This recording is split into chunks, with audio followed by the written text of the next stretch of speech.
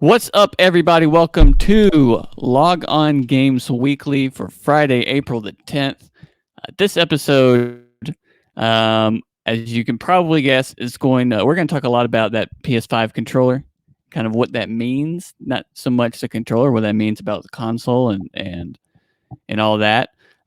Big Apex update this week. Talked a little bit about it last week, but we got some patch notes for you today. Talking about these Last of Us 2 refunds. And Xbox did a little inside Xbox where they announced a whole bunch of stuff, including some Sea of Thieves content. So we're going to talk about all that on the podcast with me today. I have XUser8X. He is XUser8X on all social medias. I have Matthew Fleming with us. Yo, yo, yo. What's up? But you need to have a audience applaud thing on your keyboard. For this moment. I do. I could find one of those. I can make that happen. Also, with us again for the second week in a row, we have Marty the Moth Casaus. You can find him on twitch.tv/Marty the Moth Casaus or Martin Casaus on all social media platforms. That's right. That's right. Still no clapping. He's looking for it. I feel that he's looking for it. I got the yay. I just put it on my stream deck. I didn't know if it actually showed up in here, but I just pushed yay, and in my ear there was kids saying yay. So there. Nope, not in here. Dang. I'm still looking for it. In my head, there was people cheering for me. In my head. Yeah. So, also a little tidbit that we just came up with. Tuesday, April 21st, we were planning to do a stream on Marty's stream, which is twitch.tv/Marty the Moth Casaus, and we're going to do a little Apex stream from 3 to 5 Eastern time, just doing some Apex and killing some peoples and looting some things and all the other stuff you do in Apex. I mean, we're pretty much pro Apex players, all three of us, so if there was in the Apex Olympics, this team would be on it. I'm just saying that. Just straight up. Maybe on the broadcast team. Just the commentators. The broadcast team. Yeah, we'd be on the broadcast team. But yeah, so stay tuned for that. We'll also be talking about that a little bit next week as well. But this is Log On Games Weekly, the podcast that has all the news, hot topics from the gaming world that you need to know about. New episodes upload every Friday on Apple Podcasts, Spotify, Google, OutThatHurts.com, and more. Basically, wherever you want to listen to your podcast at. If you were listening to this on Apple, rating us 5 stars helps us out quite a bit, especially being a new, smaller podcast. It helps us get up there in the charts. So if you were listening to this on Apple, please rate us 5 stars. It helps out greatly. If you were not, you can still share that link with your friends, and that's also greatly appreciated. If there's something you want us to talk about on the podcast, or you have a comment or concern, follow us at Log On Games on Twitter, Facebook, or Instagram. Shoot us a message, leave us a comment, however you want to do it. We will talk about it on the show, and we actually had a couple comments and Instagrams from listeners that we will talk about here when we get to the PS5 stuff, which is our topic of the show. But for now, we're going to go on to that weekly news. I did find something that's very important. Yes. I do not have a single crowd applause button, but I have individual claps. So just I can do this. It sounds like a BB gun. Or popcorn. Paintball. That's all I got. That's all I got. Popcorn. So you could say popcorn or paintball, and it would make more sense then. Instead of cheers, we're all just getting shot with paintball guns. Much better. Much better. Priorities, guys. First up on the weekly news, we talked a little bit about this last week about how Apex has a mode coming up, and they dropped it. Some duos and trios now have permanent map rotations, not in ranked. Ranked is everything is still status quo for ranked, but just about every hour, you're going to get a different maps. It goes between the original map, the night version of the original map, and then World's Edge, which is the newest map. It kind of just goes between those three every hour. So if you have certain challenges that you are needing to get to upgrade your battle pass or whatever, you can kind of play off of that map rotation now, and you can permanently do duos on that map rotation. Also in World's Edge, which is the newest map, which is not on ranked at the moment, so you'll have to find it in the map rotation. They have Bloodhound's Trials, which is a area in the map where you basically fight these dog things, and you can do 3 tiers of that, and you get loot for each tier. The last tier being you get gold loot. So pretty nifty. So if you are interested in that, go check it out. But we talked a little bit about all that last week. I want to get your guys' thoughts on these patch notes here. Specifically, some pretty significant changes here. You can go to EA.com or just search patch notes Apex to see all of the stuff that was changed. But I'm just going to kind of hit the bullet points here.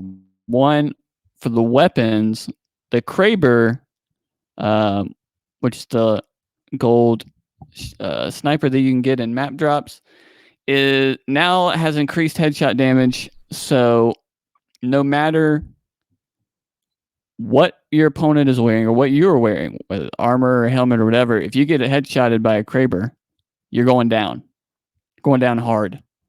So before, yeah, so basically headshot damage went from 2 to basically 2 to 3. So Matthew, as our sniper in Apex, how's this make you feel? You say that like I'm good at it. You're better than us. I like that. I think that should that was the case originally, I believe, where the Kraber took people down, and then with the Evo shield and some other stuff, it made it possible to have enough armor to not get taken down in one headshot. And I think with the Kraber being so low on ammunition when you get it, downing somebody in one headshot makes sense. Makes perfect sense to me. I like the idea, just in general. If you shoot somebody in the head, they should at least go down. Yeah. Oh, yeah. So I'm just waiting for that moment where I'm just walking around and all of a sudden, just immediate death. I'm like, well, someone's got a Kraber somewhere. But yeah, so that's the most kind of significant change. They reduced sniper ammo a little bit more. They messed with the G7 Scout and L-Star a little bit, nothing too crazy. But I want to go into 2 significant character changes that kind of have flown under the radar because they really didn't promote these character changes with this event. It was just more so, duos and all that kind of stuff. So when the patch notes came out, it's a bit of a surprise for some people. Main one being Revenant. He used to be a low profile character. So for those who don't know what that is, on Apex, if you're a low profile character, you're a little bit harder to hit, but when you do get hit, you take 5% more damage than a regular character would. So they removed that from Revenant, so he is basically a normal character, no low profile anymore. Silence, which is his ability where you have the little ball of energy thing, however you want to call it. Increase the duration status from 10 seconds to 20 seconds. It now disables Gibraltar's gun shield. It has increased the duration of the area effect from 5 seconds to 10 seconds, and it now has 2 charges. So all that kind of buffed him a little bit. And then their death totem, which is his special, characters are now respawned with 50 health or whatever health they had. If you're not up to 50, basically whatever health you had when you activated it, instead of going down to 1 HP. So he's a little bit more viable now. As someone who used Revenant a lot when it came out, I like these changes a lot. They help a lot, especially the death totem changes to me because you have to take time to heal whenever you respond usually.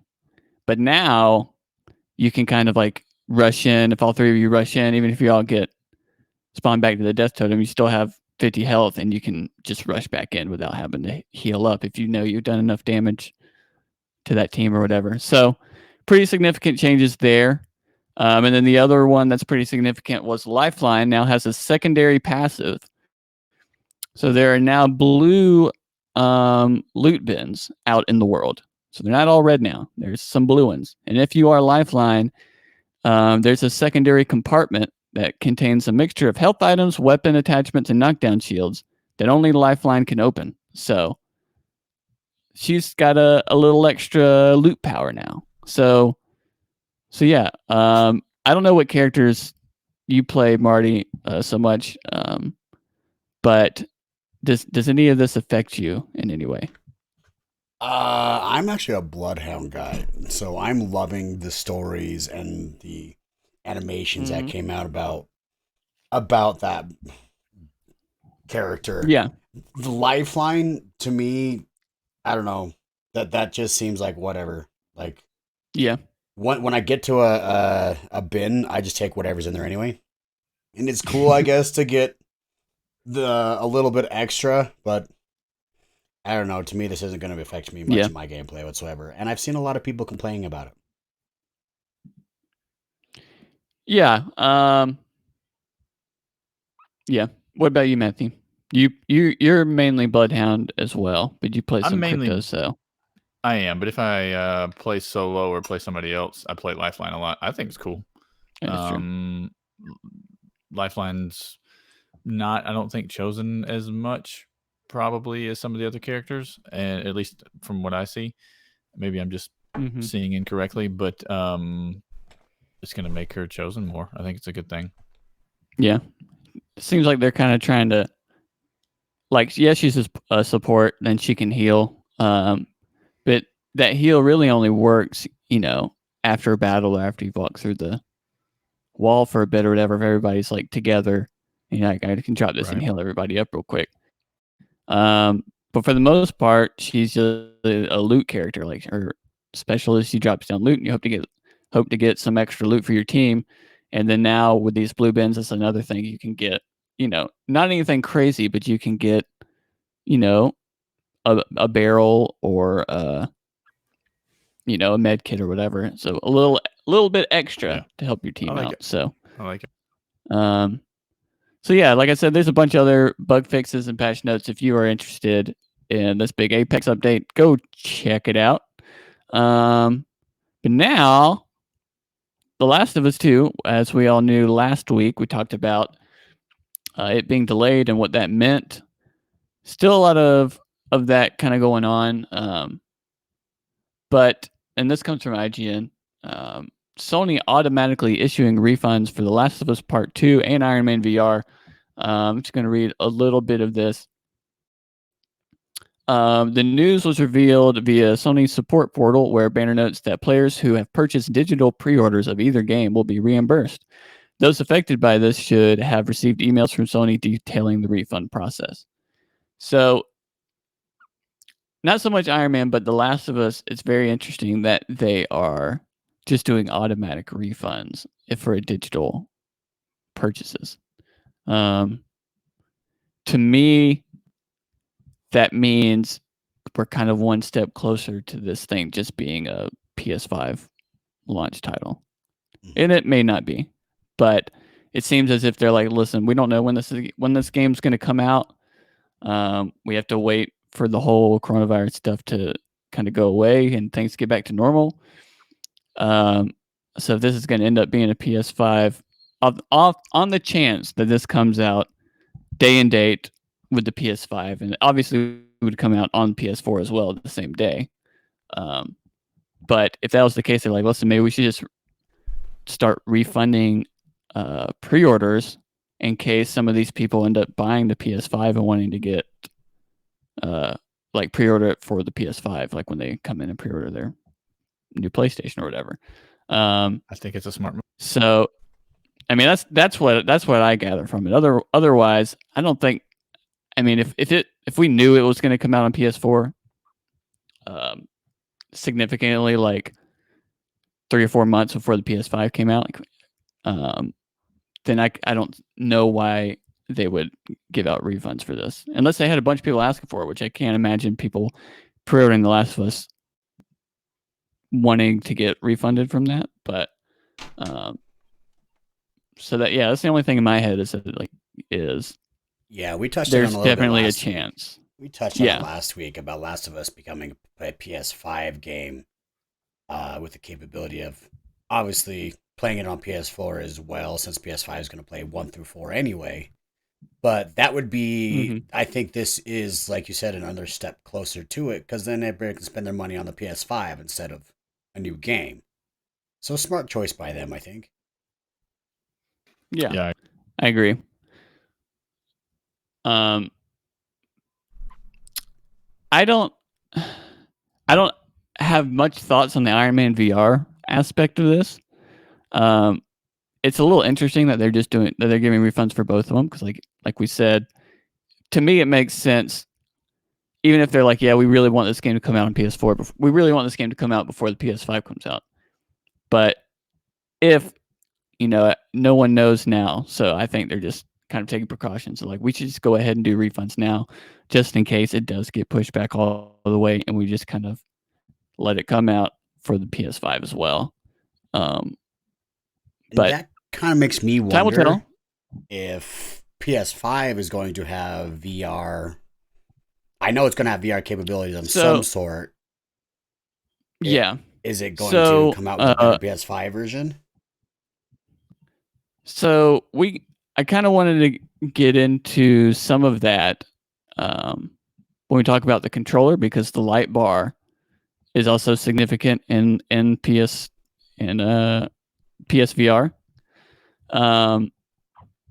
So let me burn through these two next news stories, and then we'll start with the VR talk.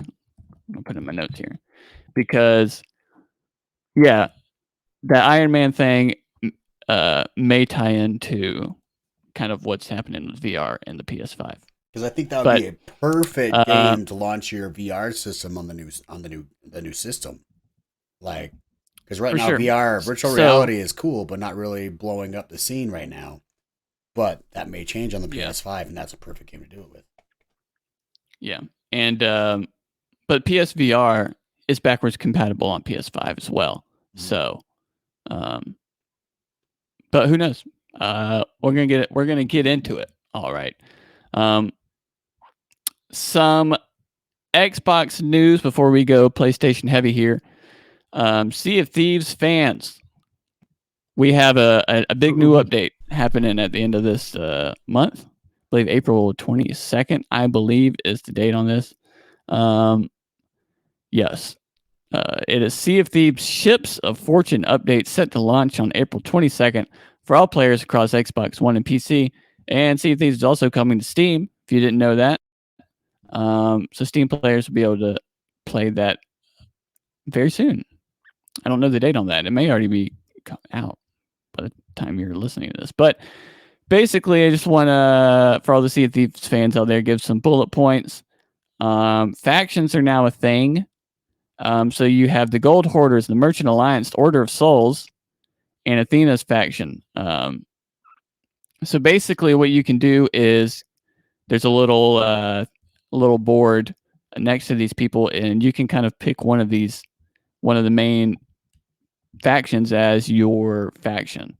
And you can deck out your ship with the faction emblem and colors and all that kind of stuff.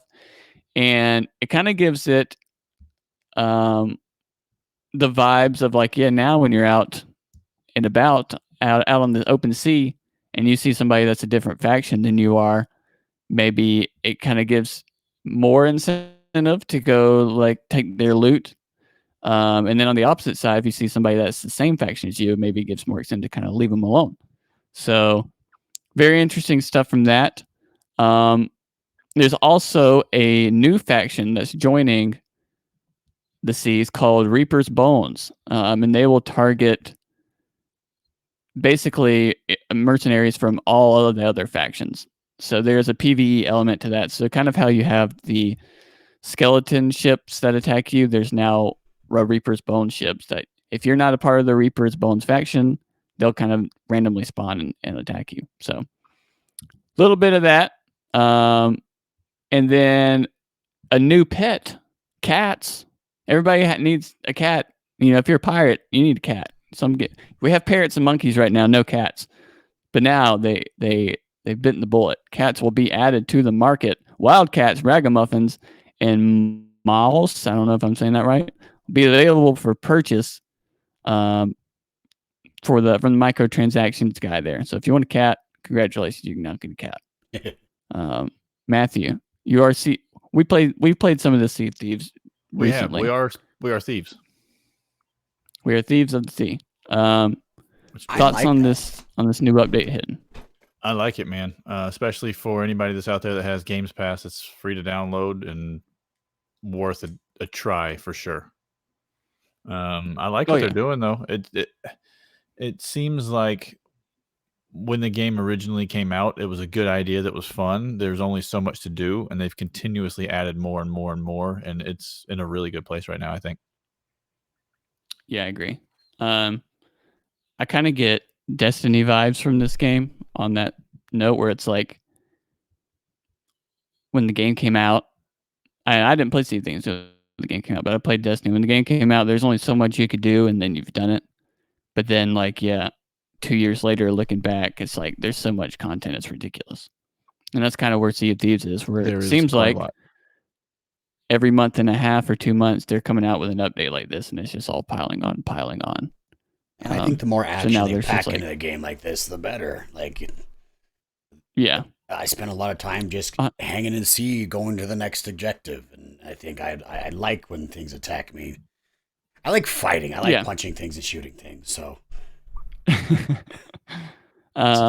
speaking of punching things and shooting things in Sea of Thieves, one of my new favorite things today, it's not in this article I'm reading from Polygon, but I saw it on the stream, which is your pirate teammates now have a short window to revive you if you get killed. So it used to be like, oh, I'm dead.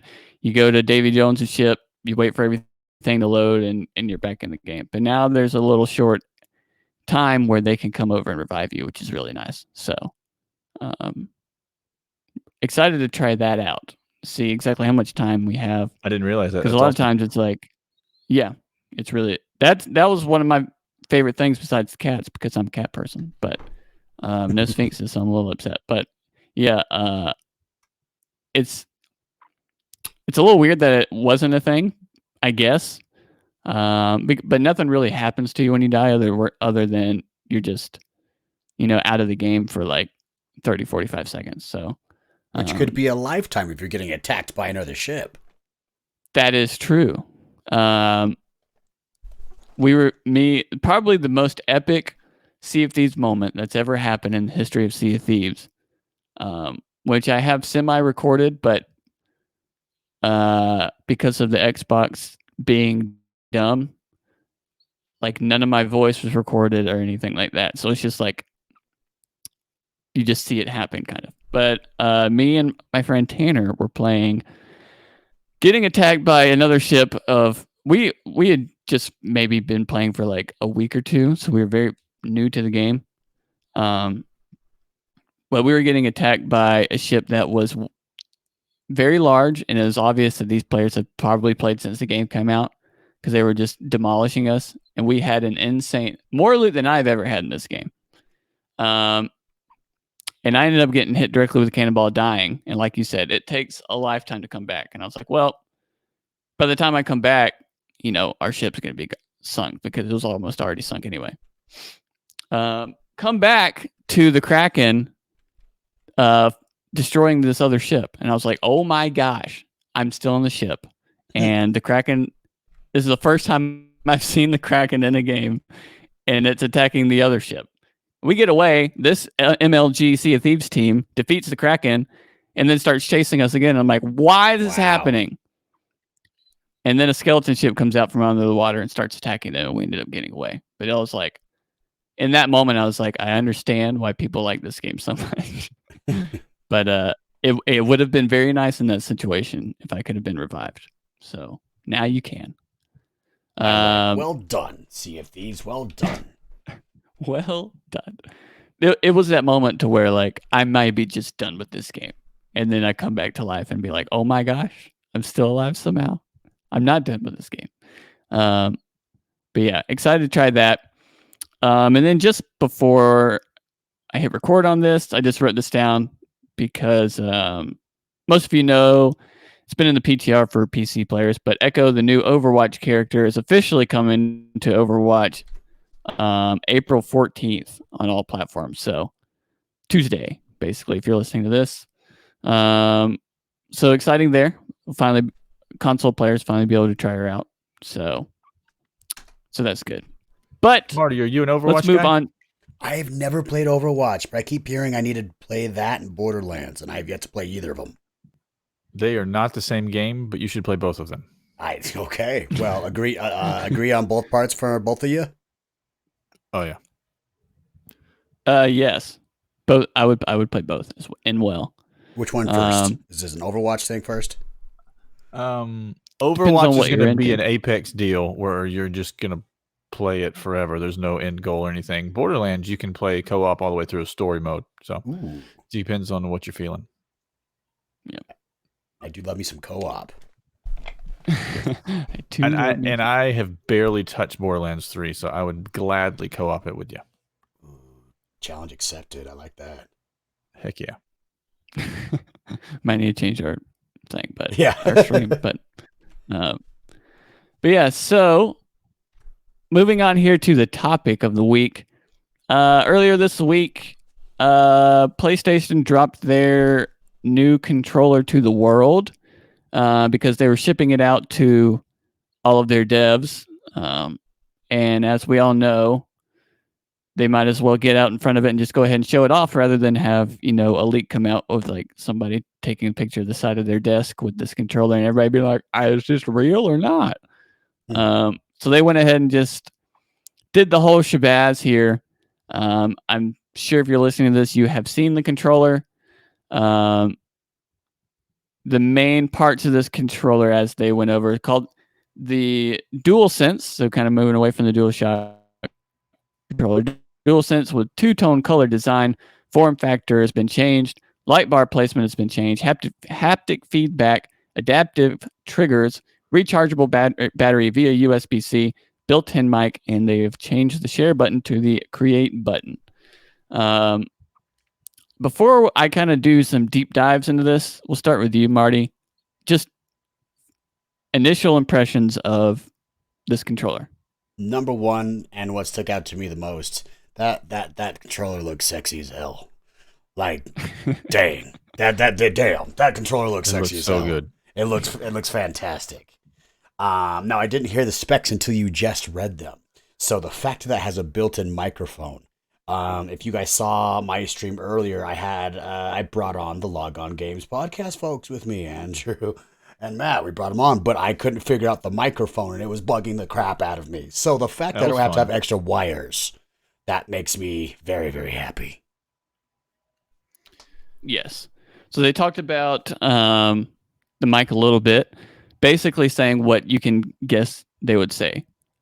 If you plan on gaming for a long period of time, a headset is very much what you need to use. But, if your headset dies or you're just getting on there to just do a quick conversation or whatever, there is that mic in there now. And especially with this new generation of kind of Fortnite kids that are going up in the world, like they don't have to bundle in a headset now, like a cheapo crap headset now. And it's just there. You don't have to use it, but it is there for emergencies, or if you're just a kid and you get a PS5 and it's like, well, a headset's going to be another 60, 70, $80. You don't necessarily have to worry about that out the box now. So and there's also a mute microphone button on there. Yes, there is that button, but below the PlayStation logo is the mute microphone button. So because sometimes I go into inevitably Apex and I play with randos, and these 10-year-olds say some raunchy ass stuff, and sometimes I can't have some of that on my stream. Yeah, it's only a matter of time before someone doesn't even know that they have their microphone on, and you just hear. We've all heard it before. Oh yeah. Wind, like they're playing in the middle of a hurricane somehow. It happens all the time. Press the mute button. No, or the classic, Timmy, get off the internet. Mom. Meatloaf. Yeah, Matthew, initial thoughts on the controller? First off, I think it looks incredible. I've mentioned off podcast for sure, maybe on podcast. Probably my favorite controller of all time is the PS4 controller. I've always loved the Dreamcast controller, and I think the only thing, my personal opinion, that felt better than the Dreamcast controller in my hands was the Wavebird, the GameCube controller, not the original GameCube controller, but the wireless Wavebird, because it had more girth to it and it fit. Mm-hmm. But the PS4 controller, the first time I played it, I'd always liked PlayStation controllers. I was happy with them, and then that one just feels so much better. I don't know. I think it's a little bit bigger. It just feels great, and the new controller, the PS5 controller, looks like it is possibly a bit bigger, but then when you side by side it with the PlayStation controller, it's really just above the D-pad and the regular buttons, where the triggers are kind of set, I don't know, half a centimeter up off of the top of the rest of the controller. It just rounds that out and goes all the way across, is what the PS5 looks like. So I don't feel like it's going to be that much bigger, even though it looks a little bulkier, So I think it's going to be awesome. I think the Sense thing is really interesting. If our listeners have played the Switch does some really, really cool stuff with different vibration type techniques. I forget what they call that, what the technical term that Nintendo used for that. Yeah. I don't remember what it's called. But yeah, where it's like, how many ice cubes are in the Joy-Con? Right, you can feel it. Yeah. Right, and it's not just vibration. I mean, it is, but they do a good job of making it fit and do some things. And one of the things that they mentioned was maybe, drawing a bow in a game and having certain vibrations kind of feel like the tension of that, but also having the triggers have a little extra. It's not just vibration in the triggers, but a little extra. From what I understood, they can put more tension in the triggers over different things, and so when you're pulling a bow back, it gets harder to pull back as it whatever, or it feels more realistic. That seems amazing to me. I feel like there's a lot of cool things you could do with that. 100%. Coming from the age of the 64, where it used to be called a rumble pack, and just get excited because the controller moved. We have come a long way. Or if you had a rumble pack. You had to buy that separately. Yeah, but I'm thinking something like, if I've talked about Gran Turismo being a day one game. If that's a day one game, you can just, driving with the triggers, you can tell how feeling the tension of the brakes, or how hard you slam the brakes on or something with the left trick, like that, making a big difference. That seems like it'd be awesome. Yeah. So I don't even necessarily know where to begin with all this. So we all kind of have our opinions of the controller along with the rest of the internet world. So I tried to do my best in finding both people that I follow that I know are biased and unbiased and stuff like that. So form factor wise, there's a lot of memes going around about how it's basically just an Xbox controller, or they had an influence of the Xbox controller. I see it more as it's obviously been influenced by a lot of different things. And PlayStation controllers are, if you're a big-handed person, they're more on the smaller side of things. So PlayStation even said we kind of took that into account with how, different people have different hand sizes and how we could find that sweet spot. And if you just look at, the Xbox controllers and the Switch Pro controller, and even Astro made a PS5 controller about a year ago that looks almost exactly like this controller does. I think everybody just kind of has the sense of what the sweet spot is where the controller needs to be. So I don't think it was more so of we need this to, this is going to look like the Xbox controller. It looks more like the Switch Pro controller to me than anything else as well. And arguably the Switch Pro controller is one of the more comfortable controllers to me. But it is. It's a great controller and a honestly, very underrated controller. Agreed. Mm-hmm. And honestly, the smaller controller is how I became a PlayStation person, because I was an Xbox 360 guy. And then my girlfriend's like, this just fits my hands better. The controllers are so big on the Xbox.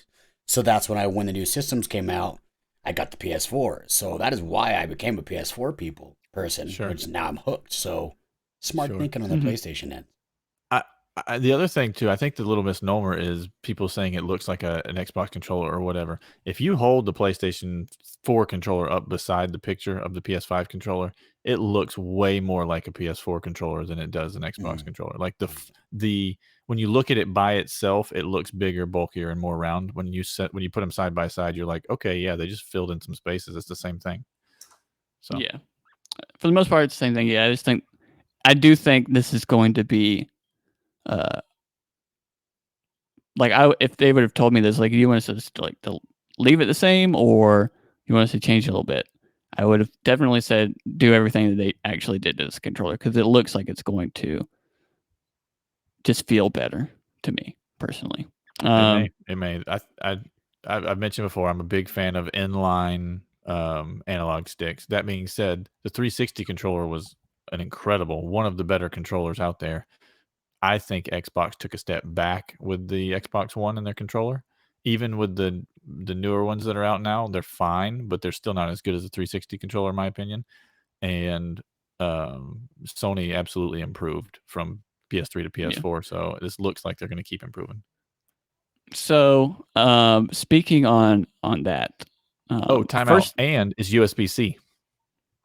Yes, that's a big deal too. Which the new Xbox controller is as well USB-C. But speaking on all of that,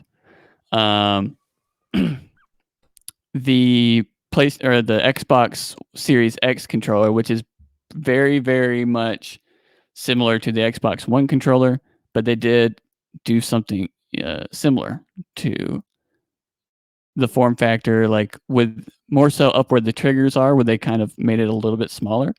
So when we actually get the Xbox Series X controller and this PS5 controller, I think they're going to be even more similar than people think it is. But because PlayStation bulked theirs up a tiny bit, and then Series X very similarly, like bulked down, I guess, a little bit, even though it looks very much the same. But good news is PS4 controllers are backwards compatible, and Xbox One controllers are also backwards compatible. So if you're one of these people that are upset and you think this controller stinks, well, you can use PS4 controllers, so it's all good. And charge your controller every 30 minutes. Exactly. Or switch batteries. No, I do think that helps with the kids. Probably the biggest. Sorry, I cut you off there. I do think this is going to help. The size of a controller is going to be super helpful when you're a 10-year-old. And especially with this quarantine coming out, more and more younger kids are playing video games with the Fortnite generation coming out. This is smart to have controllers that fit smaller people, smaller hands. Absolutely. So the two biggest things that I've seen on the interwebs and podcasts or YouTube videos or whatever are the colors and the placement of the sticks. So first off, I want to get into the placement of the sticks. There is two people that I kind of base this off of. Greg Miller of Kind of Funny, who's mainly a PlayStation person, and I'm blanking on the name, but basically the guy that does Podcast Unlock, which is IGN's Xbox podcast. They both put up the same poll, which was, which do you prefer, offset sticks or, sticks that are in line? Greg Miller's being a little bit more towards sticks in line, and Xbox being a little bit more or actually a lot bit more offset sticks, which is understandable considering who they are.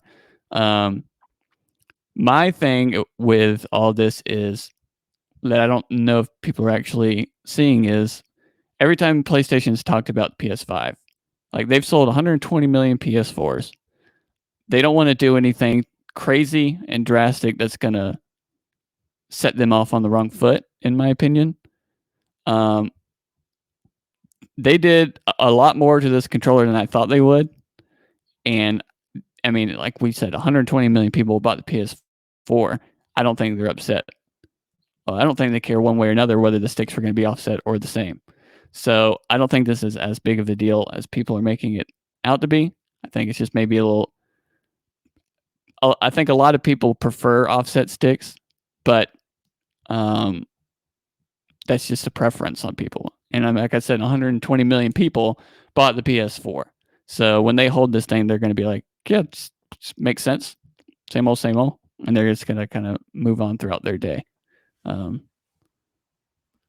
Matthew, you said you prefer inline sticks. So I do, and I would have bet that those polls would have ended up with people saying the inline sticks was the preferred way to do it. Not that, no, I mean, so Greg Miller's poll last time I checked was like 55% inline, which his fans is mostly PlayStation, but sure, and then 45%, and then the Xbox was like 65 and 35 or something like that. So it seems like the majority of people would prefer offset sticks, but I don't. It's like I said, they want to seamlessly transition from PS4 to PS5. That surprises me. That's all. Inline sticks just makes a person that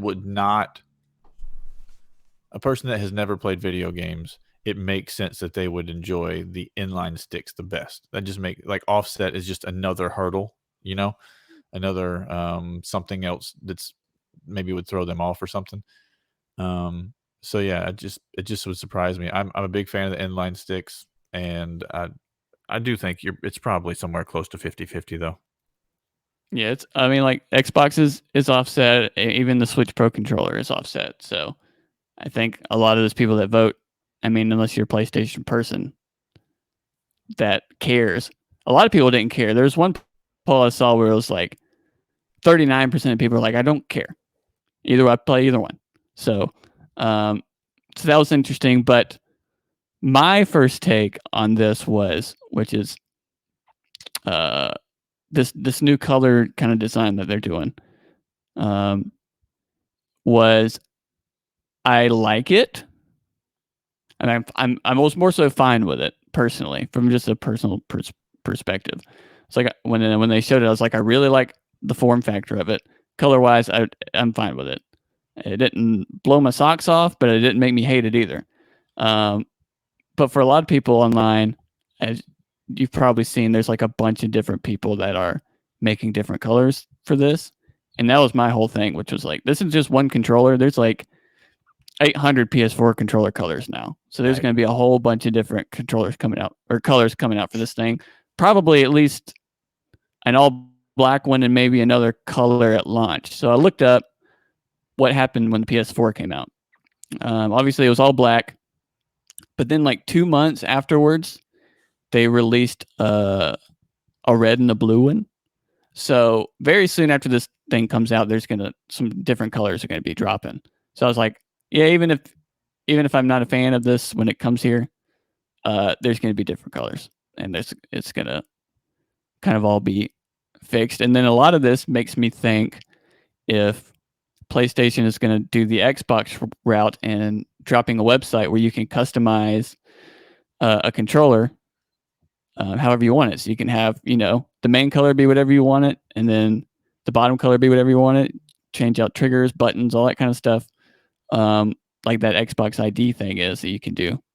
So maybe that's a thing that's in the works as well. And that's why they decided to kind of give it a little bit more where people can, customize different colors or whatever. But sure. Even if not, there's those skins that pop up all the time that are creative and custom anyway. So you could throw those on there and make it whatever the hell color you want.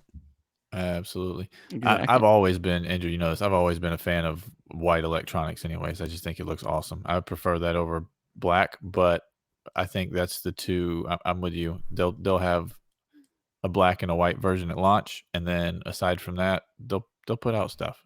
It's not really, I don't think, that big of a deal. Is there a particular reason why you prefer white over black? It's just, electronic wise? I just like how it looks, and honestly, the other thing, color combination wise, and anytime I'm doing color combos on almost anything, electronic especially, white with blue lights I think looks amazing, and that's literally the controller, or not like a light blue or like a silver and blue kind of thing, white, silver, and blue. That's just my preference on how things look. But yeah, I don't know, so it didn't knock your socks off, Andrew, but when I saw it I was like, yep, that. I'm turned on. I did like, Yeah. which a lot of people hated, and are, I say a lot of people, just the louder people on the internet, were like, you know, the monochromatic feel where the X, circle, square, and triangle buttons aren't colored or whatever, and they're like, some people, you know, need the colors or whatever, but like I said about the sticks, it's like 120 million people bought PS4s or have PS4s right now. They play these things quite a bit, and I don't think they really care much. So transitioning from the PS4 to the PS5, I don't think people are going to care much. And then again, there's going to be more colors that probably have more classic feels to it and all that kind of stuff. So Yeah, and I think I would imagine when they come out with the black version of the controller that the buttons will have the colors on them. I just think it looks better on the white one to not have it, possibly. That's what I would think. For sure. And then also people are saying maybe this is like a day one edition controller kind of thing, where it's like, yeah, all the consoles that come out in the first, you know, wave of consoles, like that, this is going to be the day one kind of thing. I just know I want it. That's all I know. That's all I know. I will say this though. Obviously, to me, this whole color scheme of the controller is going to transition. The console should look somewhat similar to this. So it might be a little different, going from everybody just having like a black console that comes out to this thing being maybe mainly white with some black trim, and then of course the blue light somewhere. Sign me up. Sign me up. Take my money. So that's possible. Or maybe they're doing maybe they're gonna do the old, here's the more so white version and then the more so black version, and just have two different SKUs. But time will tell. So let me get to some of these listener comments that I had on our Instagram and Twitter. Again, we are at Log On Games on all social media platforms. So the Abby C says, I don't know what it is. Something about it's just off. So I think we've kind of covered. There's a lot of people that are not fans, but again, maybe it's the color that's off. You have different colors coming out. Monroe_Andrew, we know him as Andrew Monroe. I know him. He says the PSVR uses a DualShock 4's light bar, and its primary form of tracking the controller. With this new controller, the fact that PSVR will be compatible with the PS5, are we looking like the DualShock 4 will work with the PS5?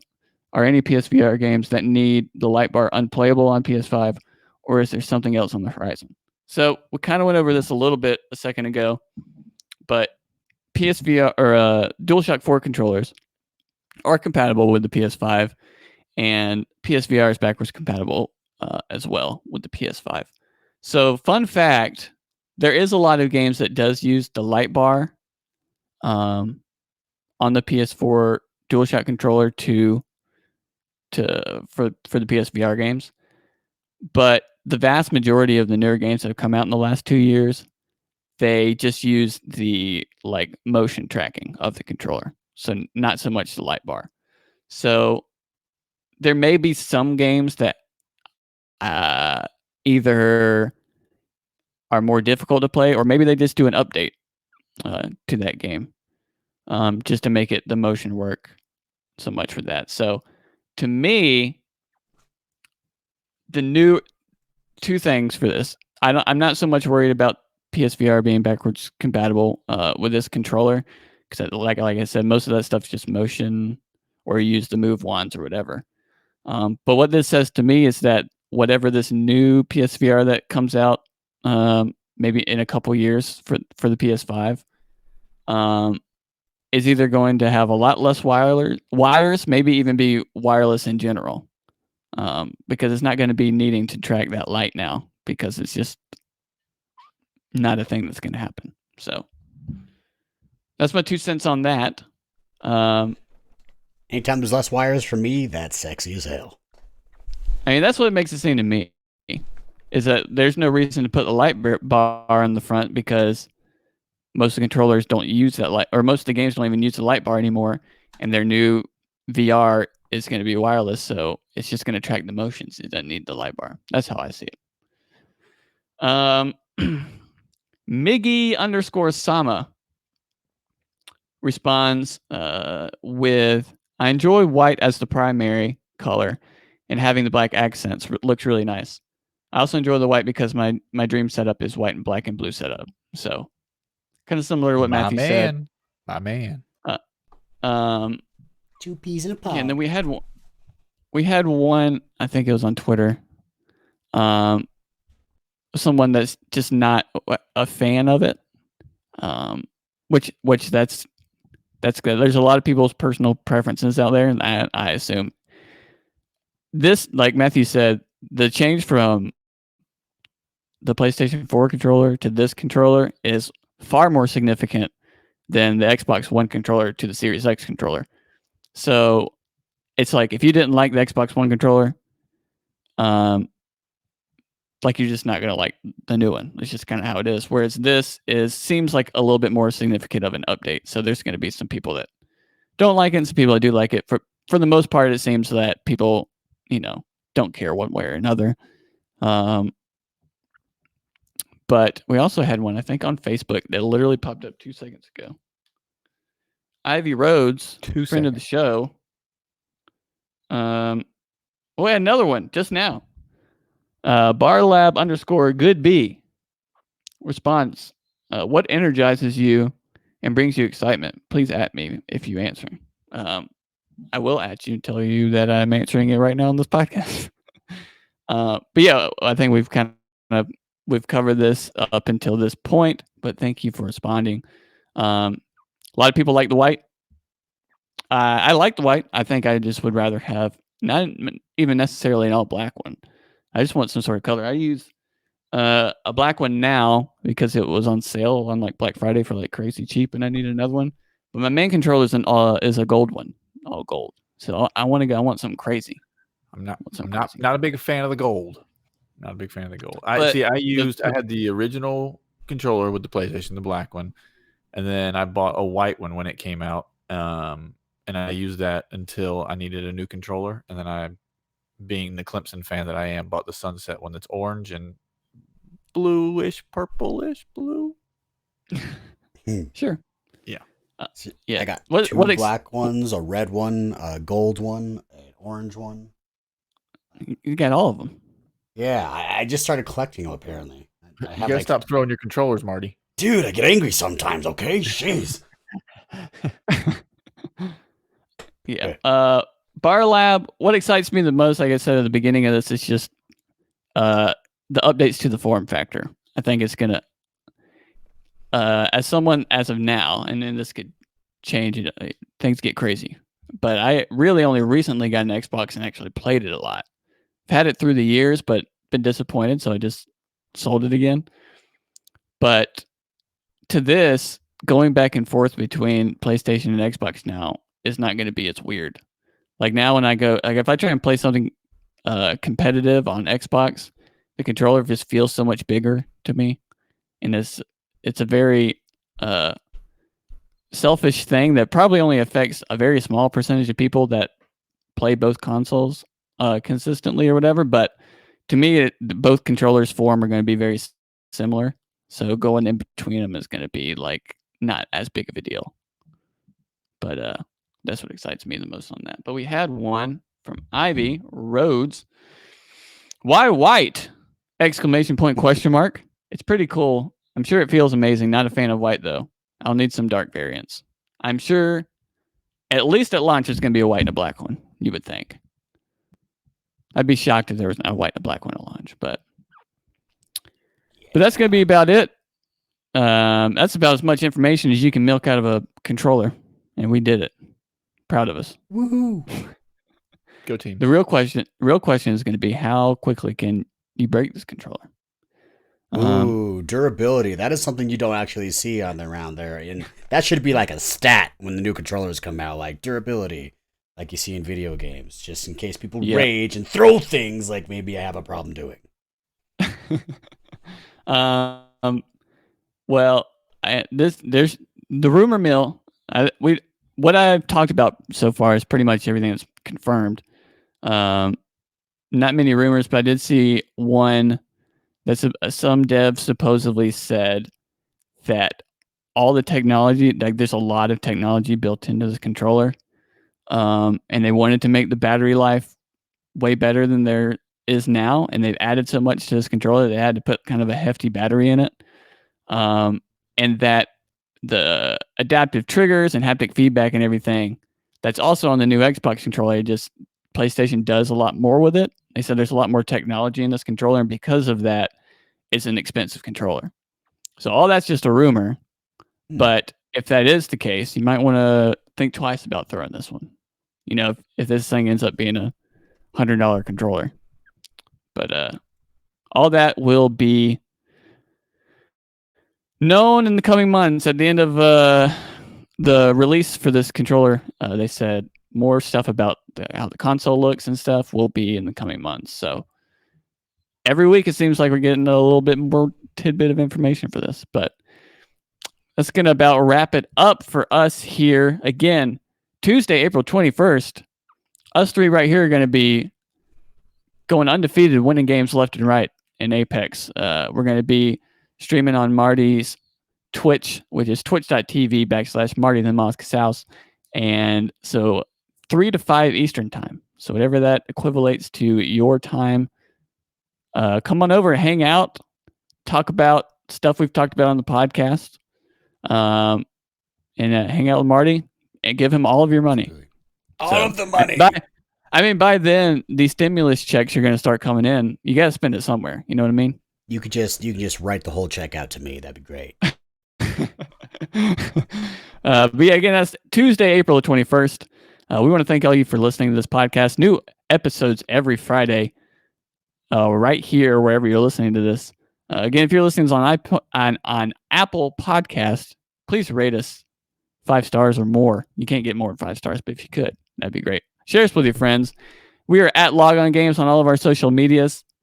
Talk to us about this controller. I think I have a post on Twitter, Facebook, and Instagram all about the controller. Go on there, comment. Let's have a conversation about that. And stay tuned for some new shows in the works as well.